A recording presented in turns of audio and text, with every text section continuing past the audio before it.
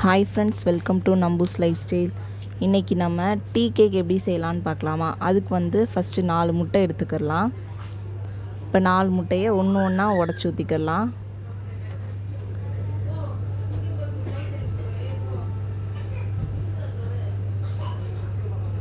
இப்போ 4 முட்டையும் உடச்சி ஊற்றினதுக்கப்புறம் வெள்ளைக்கருவு தனியாக மஞ்சக்கருவு தனியாக எடுத்து வச்சுக்கிடலாம்.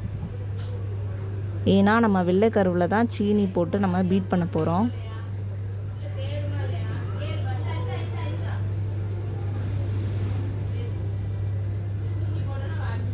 இப்போ 4 முட்டையும் தனித்தனியாக பிரித்து வச்சாச்சு. இப்போ இந்த வெள்ளைக்கருவை நல்லா பீட் பண்ணிக்கிடலாம். ஃபஸ்ட்டு ஸ்பீடில் வச்சு நல்லா பீட் பண்ணிக்கிடலாம். நல்லா பீட் ஆகி நல்லா ஃபர்ம் கன்சிஸ்டன்சி வந்ததுக்கப்புறம் நம்ம சீனி ஆட் பண்ணிக்கிடலாம்.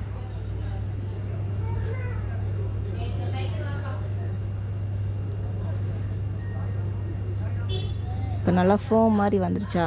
இப்போ நம்ம சுகர் 140 கிராம் சுகர் இதில் கொஞ்சம் கொஞ்சமாக சேர்த்து நல்லா பீட் பண்ணிக்கிடலாம். சர்க்கரையை நான் பவுடர் பண்ணல, அப்படியே டேரெக்டாக 140 கிராம் சுகரை டேரெக்டாக அப்படியே கொஞ்சம் கொஞ்சமாக போட்டு நான் பீட் பண்ணுறேன். இப்போ பார்த்திங்கன்னா நல்லா திக்காக க்ரீம் மாதிரி வந்துச்சு. நான் கவுத்துனா கூட அது விழுகாது, அந்த மாதிரி இருக்குது. இப்போ இந்த டயத்தில் நம்ம என்ன பண்ணலான்னா, இப்போ மஞ்சக்கருவில் 2 ஸ்பூன் வெண்ணிலா எசன்ஸு,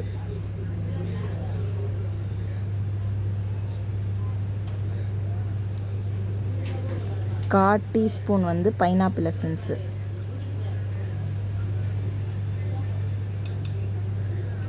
இப்போ இதை ஊற்றி நல்லா மிக்ஸ் பண்ணிக்கிடலாம்.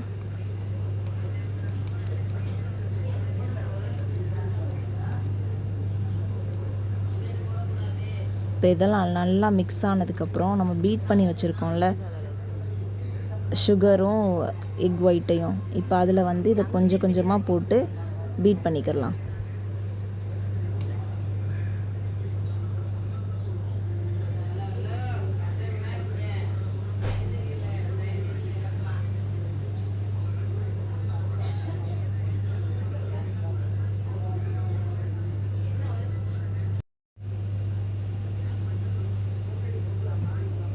இப்போ இது நல்லா பீட் ஆனதுக்கப்புறம் அடுத்து நம்ம மாவு ரெடி பண்ணி வச்சுக்கலாம். அதுக்கு 140 கிராம் மைதா மாவு எடுத்துருக்கேன்.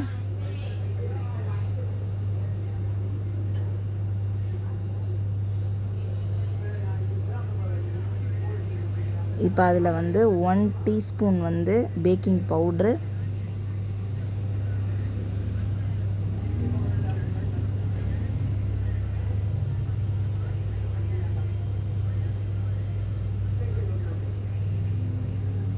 கால் ஸ்பூன் பேக்கிங் சோடா,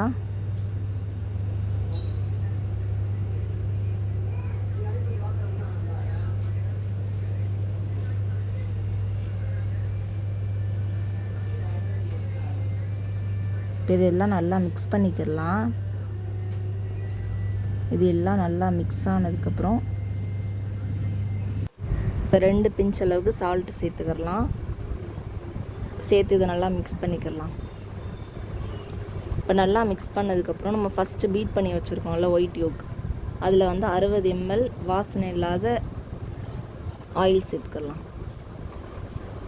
சேர்த்து நல்லா மிக்ஸ் பண்ணிக்கிடலாம்.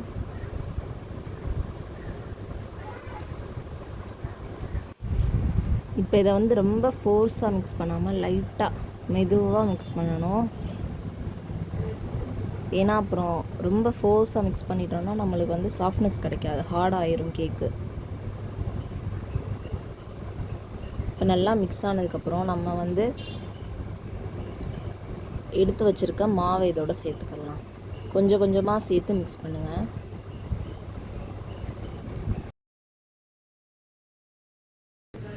இப்போ இதை நல்லா கட் அண்ட் ஃபோல்ட் மெத்தடில் மிக்ஸ் பண்ணிக்கிடலாம்.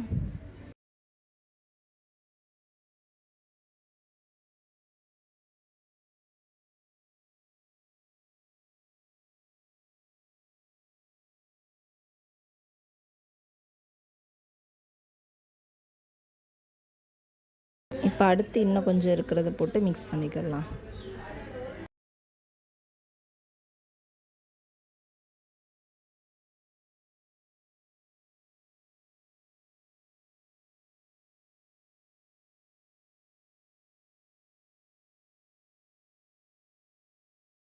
இப்போ நல்லா மிக்ஸ் ஆனதுக்கப்புறம் இப்போ மாவு கொஞ்சம் திக்கானதுக்கப்புறம் நம்ம இப்போ கொஞ்சம் கொஞ்சமாக பால் ஊற்றி மிக்ஸ் பண்ணிக்கிடலாம். நம்மளுக்கு வந்து நல்ல ஒரு ரிப்பன் கன்சிஸ்டன்சிக்கு வர வரைக்கும் மிக்ஸ் பண்ணிக்கிடலாம்.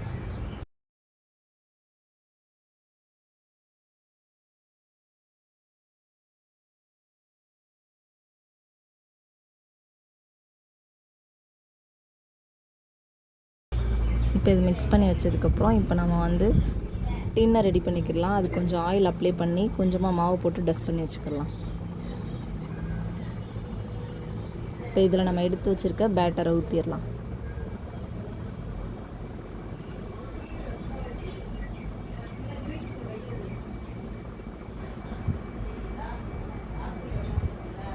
என்கிட்ட ரவுண்டு டின் இருக்கிறனால நான் ரவுண்ட் டின் யூஸ் பண்ணியிருக்கேன். நீங்கள் ஸ்கொயர் டின் கூட யூஸ் பண்ணிக்கலாம்.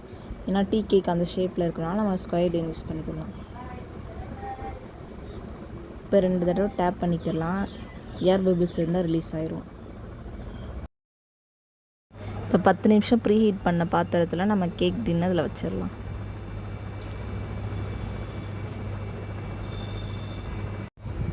இப்போ இந்த பேட்டர் வந்து 40லேருந்து 45 நிமிஷம் பேக் ஆகட்டும்.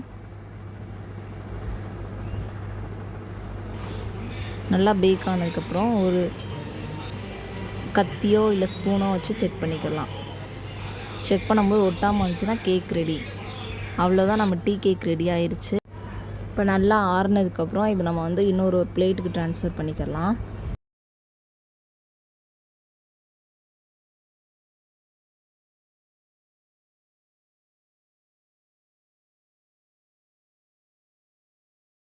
லைட்டாக கத்தியை வச்சு சைடு ஃபுல்லாக இது பண்ணிக்கலாம்.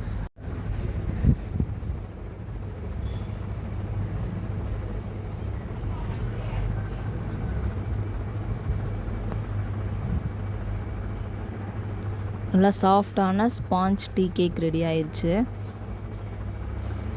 நான் தொடும்போதே பார்த்தாலே தெரியும் எவ்வளோ சாஃப்டாக இருக்குன்னு.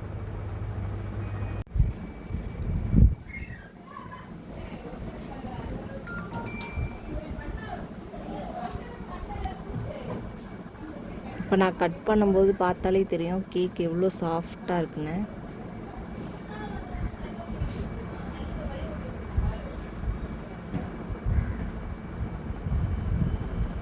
இப்போ என் தங்கச்சியோட ரிவ்யூ பாருங்கள்.